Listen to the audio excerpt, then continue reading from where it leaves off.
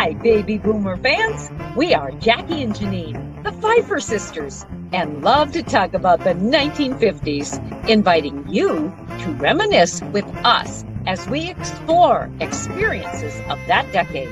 Grab your favorite malt or Green River. Make sure you are wide awake and get ready to be inspired about the 1950s. Welcome to the 1950s Fun Chat. Welcome, everybody. Thank you for joining us. This will be another great history lesson, but so fun because, oh boy, this is a very special guest, and we are absolutely delighted to have him. Jackie, take it away. Welcome, viewers. I want to call your attention to the purple banner below. That is this website, www.whilethewindmillwatch.com.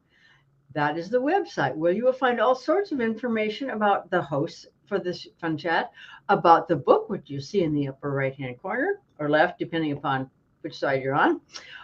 It will also tell you about the vendors where you may purchase the book. It'll also tell you about where the authors will be signing books and the previous 207 fun chats that we've recorded. You can see them all there.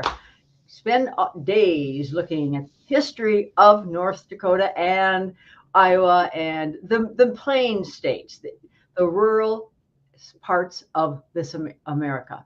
So we'll get going here and introduce you to a lovely gentleman whose name is Carl. Now, the Roaring Twenties welcomed a son, Carl, to Wilhelm and Christina Wagner on May 28, 1922 in Tuttle, North Dakota. Carl and his 6 brothers and 7 sisters grew up on a farm near there. Now, Carl attended a one-room schoolhouse for grades 1 through 8, which was a quarter of a mile walk from their house. Religion was always important to Carl's family, and he was confirmed in the Lutheran Church in the 8th grade. Even though the official joining age for the CCC, Civilian Conservation Corps, was 17, Carl managed to join when he was 16 years old. Carl learned skills in diesel mechanics, dam construction, auto mechanics, and blacksmithing. Now, Carl married Anita on June 24th, 1945. They made their home on an almost 500-acre place near Arena, North Dakota. Now, during their farming years, they had dairy cows, beef cattle, a cow-calf operation, and grain crops. While Anita was a teacher, she also helped with running the farm. They had 2 children, Carol in 1946 and Ron in 1949, who yielded 4 grandchildren and 9 great-grandchildren. Now, Carl and Anita retired in 1986 and built a home on the east side of Tuttle, where they lived for 36 years. They enjoyed traveling, gardening, and Carl built machinery and buggies, as well as a replica of the Wells Fargo stagecoach. Now, Carl loved his horses and he loved spending time in his shop.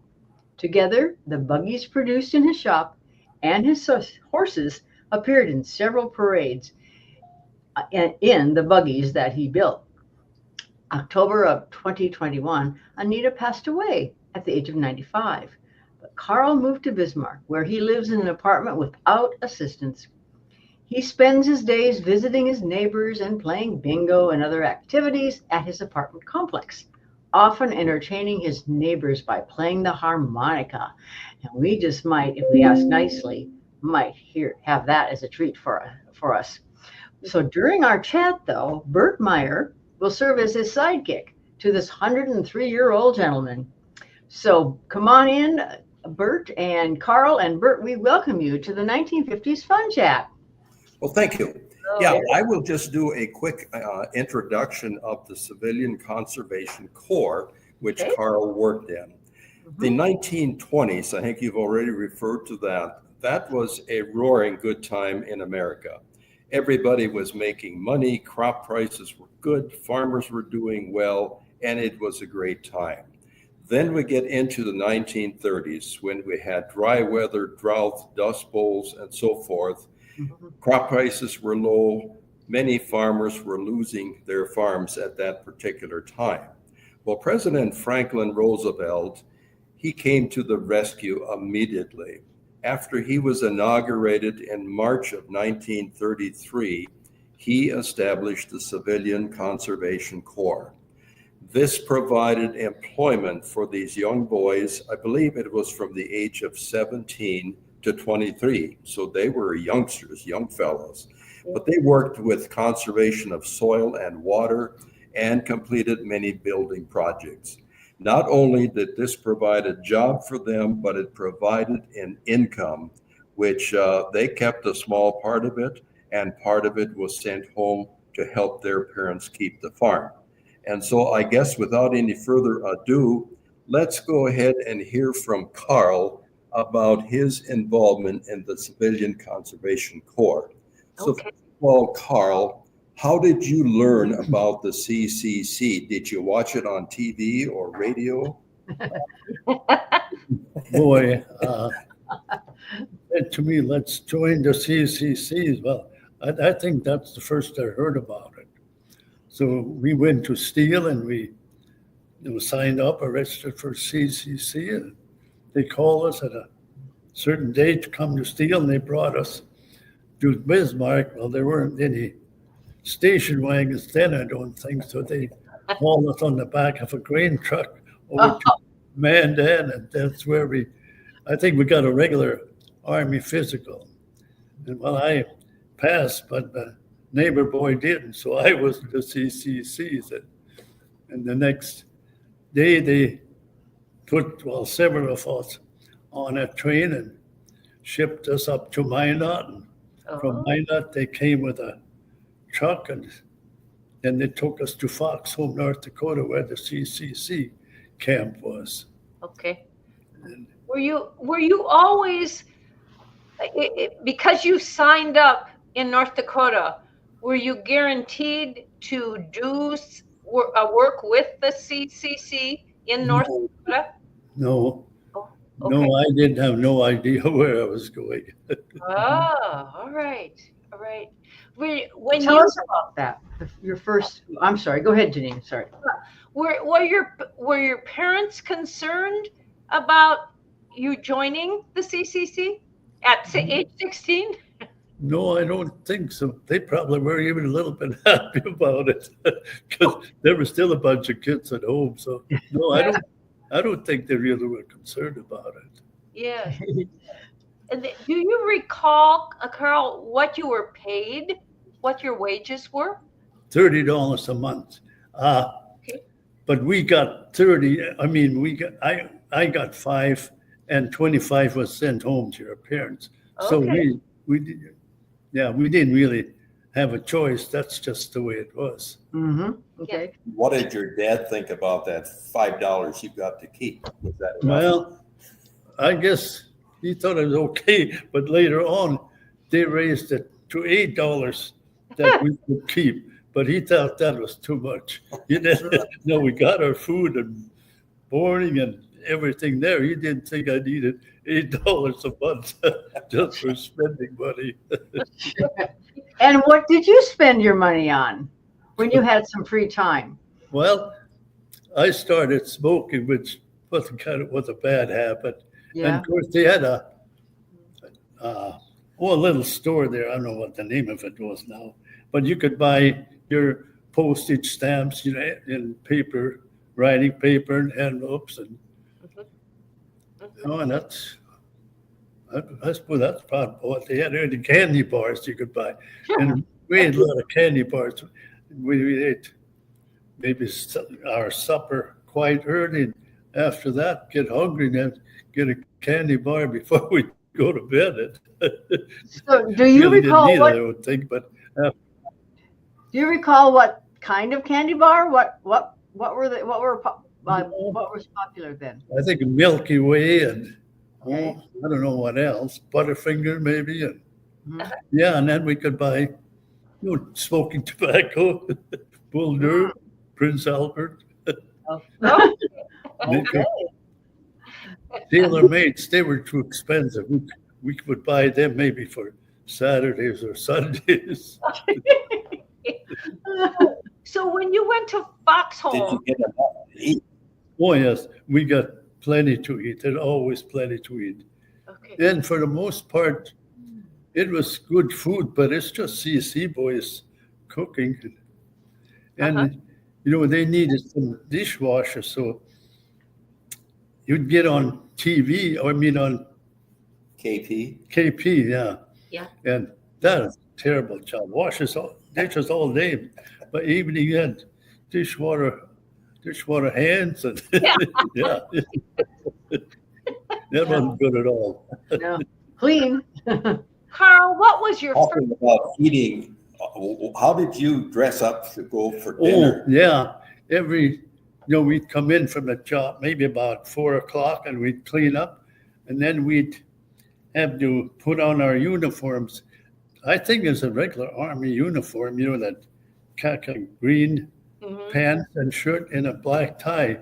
And we had to do that every evening. The mess sergeant would stand by the door, and if you weren't wearing your black tie, you couldn't go in for supper. Uh-huh. So that it was a good thing. Sure. And what kind of food did you get through the canteen then with the CCC?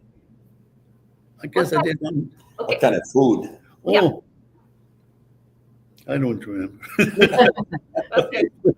It was, for the most part, it was good, but I don't know, not like your mother's home cooking, but it was good. Yeah, sure. Okay. So, Carl, what was your first job with the CCC? Just loading a dump truck by shovel. That's what a lot of us did. Okay. They had loader tractors, but for the most part, just to keep us busy, we loaded dump trucks with shovels. Yes. Okay. And where was this dirt going to go then? It went into pasture for small stock tanks. I was in CC's ones at Foxhome, North Dakota, that's north of Minot. Okay. Then I was discharged in March, I think, the next spring, and I was out a whole year. Then I enlisted in the CC's again. Then I was out at Ekalaka, Montana, and for the first 6 months, I was loading dump trucks again. And after that, there was a vacancy on a Caterpillar. They had little Caterpillars that they would haul dirt with a scoop on a Caterpillar. Mm-hmm. So after a while, that's what I did after the first 6 months. After their 6 months were up, I re-enlisted and was in for another 6 months. Was that the custom that men would re-enlist? I don't know if it really was the custom. A lot of them did. Mm-hmm. But a friend of mine, he was working with Caterpillar. There were 3 different crews, and every crew had a Caterpillar with a scraper on it. And a friend of mine, there was an opening, and he got me a job with that Caterpillar. So you were running a machine, a mechanical machine. So did you learn how to drive them there? Or did you have tractors on your farm? We had a tractor on the farm, but I had older brothers and they drove the tractor. But I told them I drove my dad's tractor. I stretched the truth a little bit. Well, you must have been a quick learner. So how long was your total time with the CCC? A year and a half. Okay. First time it was 6 months. The next time I enlisted for 6 months. And then when that enlistment was over, I enlisted for another 6 months. Mm-hmm. Okay. Did the program continue for a number of years? The CCC? Keep going. Well, I was discharged in 1940, and it just about quit then too, because World War II started. So those that were enlisted, I suppose they could serve out their time, and and they didn't have any more enlistments, I don't think. Mm-hmm. Okay. Because I Well, know a friend of mine had enlisted in the CCCs, but when I came back, then he went in, and then he was in for 6 months. There's certainly the CCC certainly made a big impression and a lasting impression, because there are many buildings and bridges and monuments that are still standing today because of the CCC. Mm-hmm. Mm-hmm. I think it was very good Mm-hmm. organization. It's very good, and I enjoyed it. Yeah, good. So, anything else? What the benefit for your parents keeping the farm? Well, I suppose it helped a lot. I don't know just what they're spending on, because I didn't get it, but I mean, I wasn't home. But I don't know just what they spend it on, but it was very good for the families, I think. Yeah. And it's good for the kids. I think it's very good for the boys. Mm-hmm. Yeah. Were any of your brothers in the World War II? Yes, I had 2 brothers. Okay. Yeah, that were in. Yeah, they were in the South Pacific. I Oh, see. Yes. okay. What a time. This Yeah. country. Anything else, Bert, that you'd like to add or have? I'd like to Carl? ask Carl, I think you got to go into Minot to go roller skating. Oh, yeah. They would take us like Sunday afternoons, well, even Saturday nights too. But Sunday afternoons, they would take us roller skating. So I didn't know how to roller skate. So there were some friends of mine, they taught me how to roller skate. Then I was home. So I got so I could stay on my feet pretty good. Going around Going in circles? And then this young girl took a hold of my sweater. Whoa. just a bashful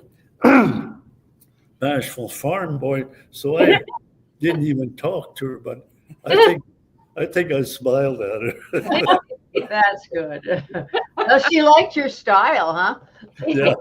They say some of the girls back home were concerned they're going to lose their boyfriends. I don't think that was a concern for Carl. Did you have a girlfriend then at home? No. Okay. No.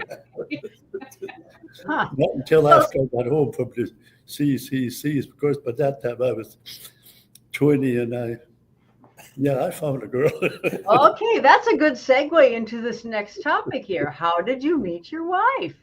Yes. I don't know if I ever really met her. At that time, in the 1940s, all these little towns, they were kind of booming. And after 1930s, they were finally getting crops and had a little money to spend. And of course, everybody went to town Saturday nights. And these 2 girls were walking, around the street. And I asked a friend of mine who they were. Oh, they were the Height girls. I didn't know any Heights. And asked where did they live? Oh, south of Arena. Anyway, but I don't remember how I really met my wife at all. Sure. Okay. Was it back in those years? Was it pretty? Was that pretty much the way that young men and young women met? I think so. Yeah. Okay. Yeah. I think so.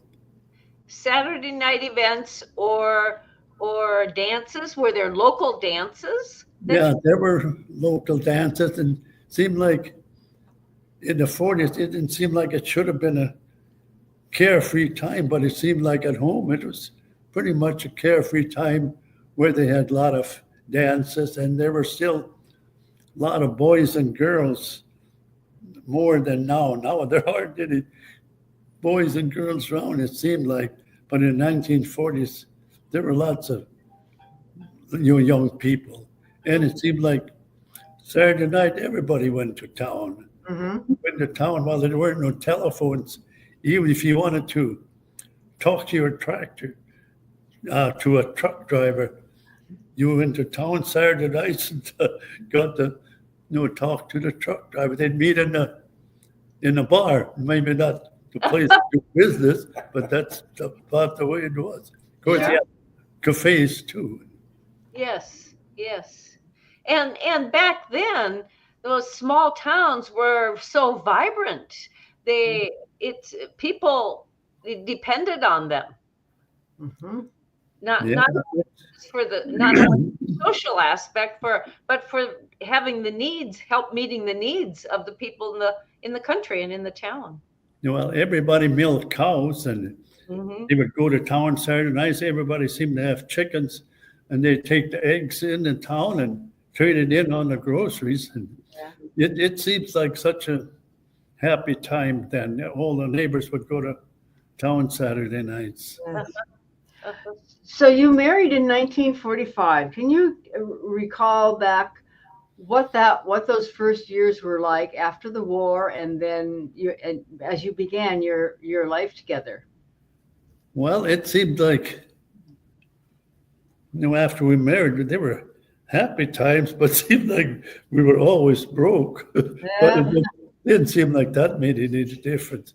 We were still happy. Of course, we weren't the only ones. It seemed like everybody was about the same shape we were. So did you then live on a farm, on your parents' farm, or how did you start your life? Well, we were married in June, and I suppose maybe about in October or November, there were a lot more people around, and now we were to a wedding dance in Tuttle, and this fellow, I knew him not really well, but I knew who he was. He came up to me, and he said, "I'll sell you my farm." Oh. Well, of course, I didn't have any money, but anyway, next day I told my dad about it. Gus Brosey wants to sell me his farm. Well, then we went over the next day and talked to him, and he agreed to sell it for $1,200 for a farm. So my dad bought a farm. So I had to pay him back, but I got a farm. Well, just like that. Buildings, they all leaked. The roof all leaked in every building.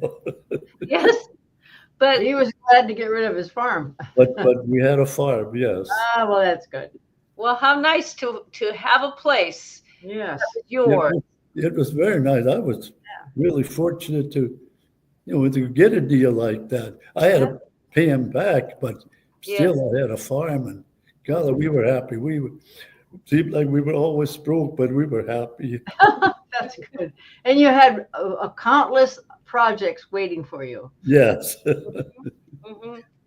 Okay.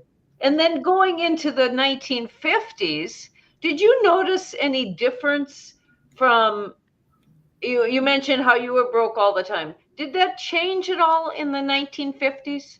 Well, it did get better, I think, but it seemed like most people were about the same condition I was in. But it was a fun time, though. Seemed like everybody was broke, but everybody was happy. Okay.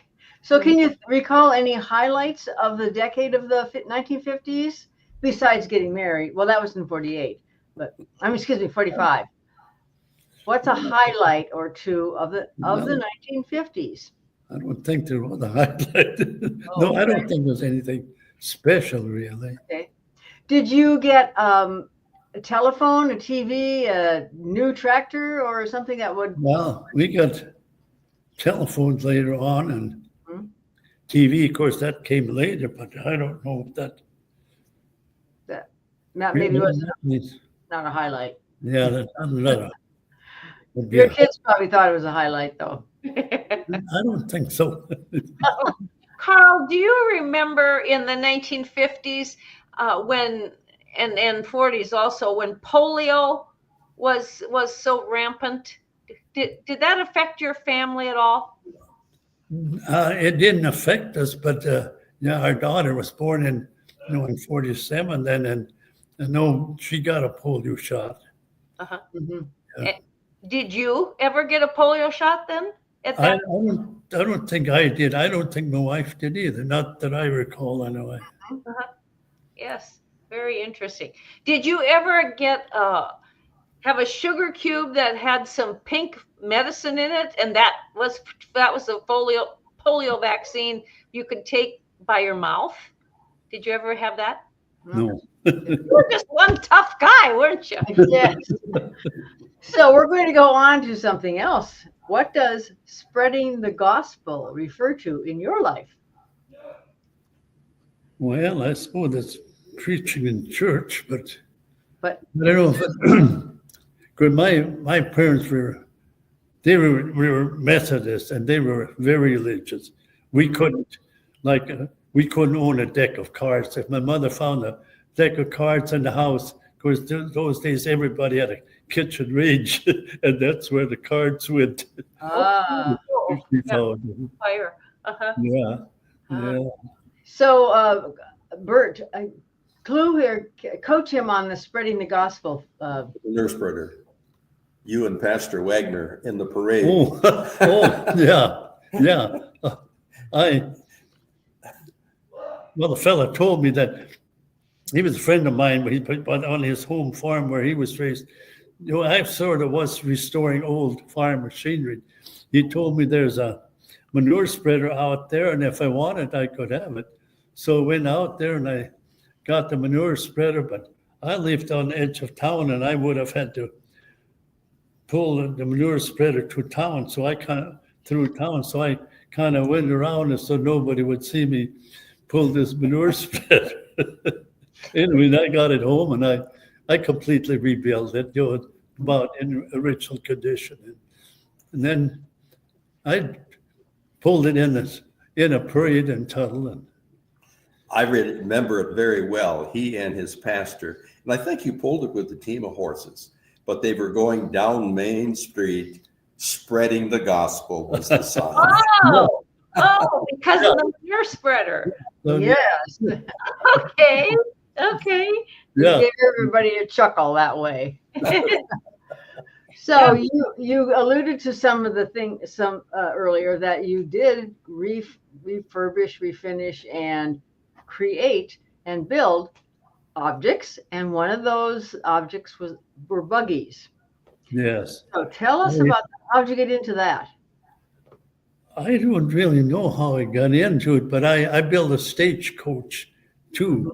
Wow. But it had wagon. There were the wide wheel wagons. The rim was narrow, and I had a narrow rimmed wagon wheels and that axle. And then I built a stagecoach. It was pretty much looked like the original stagecoach. Authentic, huh? And how did you get started on this? What gave you the idea to start building buggies and stagecoaches?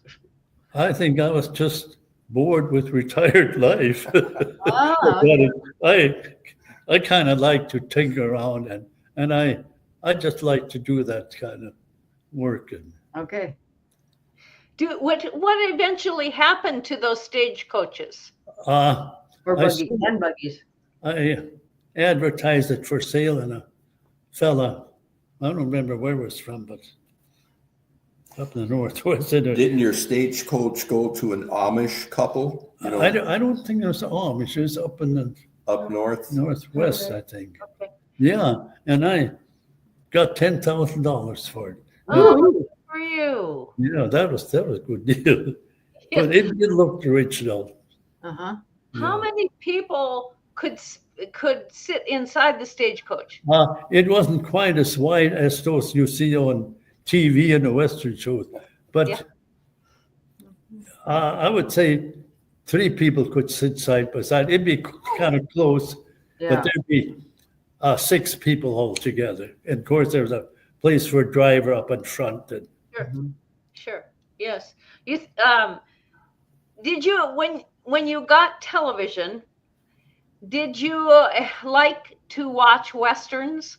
Yes, I did. Yeah. Did you have a favorite television show? I don't think so. Not that I remember now. There'd be Western shows, but yes.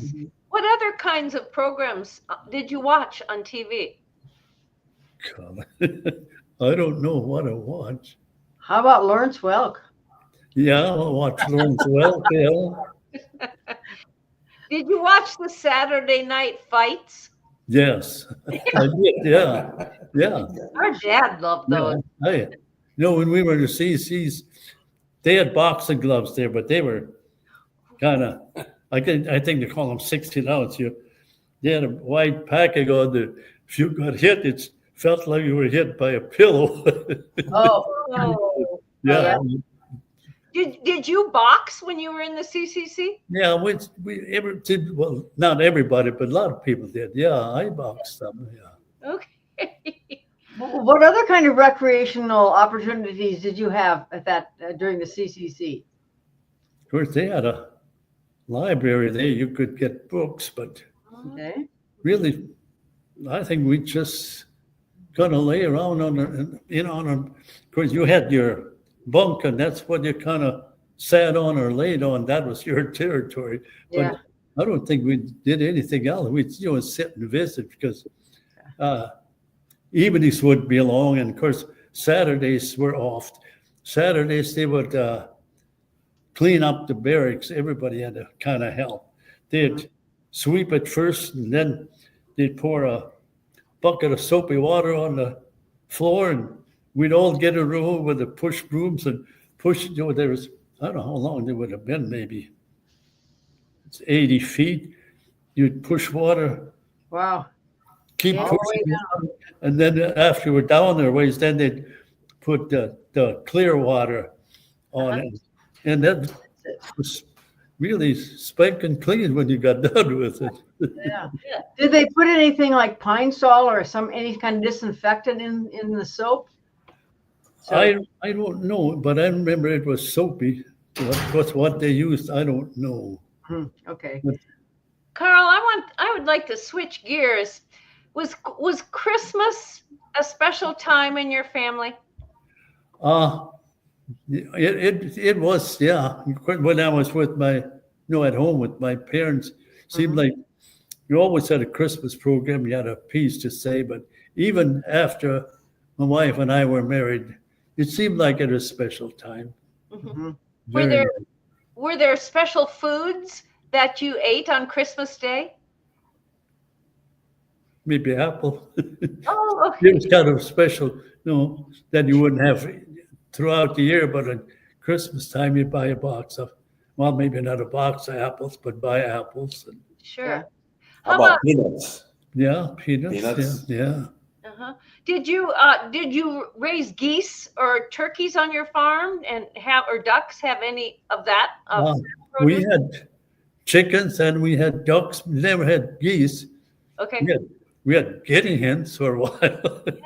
Yes. But So I was going to say that, with the guinea hens, they went out in the prairie and hatched little ones, and the mother guinea, she came into the yard with all these little guineas following her, and then her daughter, she was maybe about 6 years old.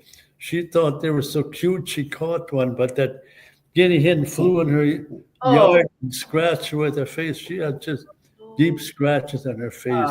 Yeah, that was was probably terrified. Ugh. Yeah. Well, would it be kind of amazing if those little guineas made it to adulthood, or were there predators around that would get them? No, I think they made it, yeah, because they mother hens, they were so protective that Obviously. They really would have fought for it, I know that. Yes, for sure. Huh. And I wanted to go back to your farm. What did you raise on your farm then? When you bought that 500, or your dad bought that 500-acre farm and it was your farm, what did you raise on it? Oh, well, wheat and oats mostly. Of course, we had cattle. We didn't have Holstein cows right away, but at that time, the farm magazines, they'd have ads. You could buy Holstein calves from Wisconsin. And we went to Wisconsin and through a deal, and we bought 10 calves. But then we only, had 10 calves. That wasn't really enough for a dairy herd. But the farm magazines, they advertised dairy calves. So I ordered 10 more just from the magazine, and a fella I don't know. It seemed to be at a stock trailer, but that really was before the stock trailer. Anyway, he brought up a trailer load of calves and pushed 10 out and said, "That's your calves." There they are. Yeah, here they are. What do you recall the name of the farm magazine? I suppose Dakota Farmer. Okay. Yes. Uh-huh. Yeah. Was there also one called Horde's Dairy or something like that? Yeah, there were. Yeah. Okay. Yeah, I've got an old farm magazine, I think Dakota Farm, and there's still an ad in there for Holstein calves. Is that right? Yeah. Now, I think it's maybe a 55 bag or 60s. Mm-hmm. Mm-hmm. Do you remember going to a feed store and buying feed in fabric bags? Yeah. Cloth bags? Were those bags were they a printed fabric? Were they bright colors or not? Were they more white and with the label on it? Actually, I guess I don't remember, but there was a feed store. Yeah, Russell Elliott sold little chicks and chick feed. Yeah. Yeah. So did your wife sew? Did she use that fabric to sew? You don't know. Yeah, she did buy a sewing machine. Yeah, Okay. and then she sewed a little dress, and I don't know if she sewed it. She didn't. I think she sewed it for a neighbor girl. But anyway, her son, he was maybe 4 years old then or something. She put it on him and just to try it out. Yeah. Then she took him over to mirror and showed him with that dress on, and he was so mad he just about tore that dress off. Yeah. Kind of embarrassed. It seemed like he didn't. He didn't want to be a model. He didn't think about it that it was a girl's dress. Yes. Yeah. Well, fun days. Yes. So we understand that you are a little musical. Well, yeah. Can you give us play a the little? harmonica? Yeah. And is it self-taught? Pardon? Did you self-teach it? Learn it? You learned it? Yeah, I did. Just kind of messed around with it? Even when I didn't really know how to. I knew what I was supposed to do, but I couldn't do it. But after I retired, had to finish the basement in Tuttle, and I went down the basement and I just blew on it and found out it. Taught yourself. Okay. Would you share a song with us, please? Sure. Oh, good, Yeah. good. What should I play? You Are My Sunshine? Oh, Sure. that's a great song. I sing that to my granddaughter. Was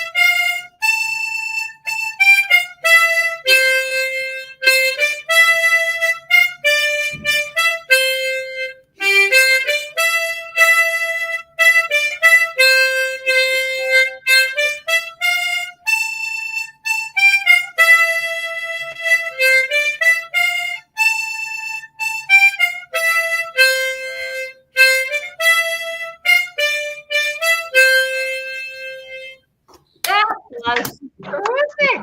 Thank you. It's easy. It's easy. Just blow in the right keys and draw back in the right keys. What's the And you first got a key? song.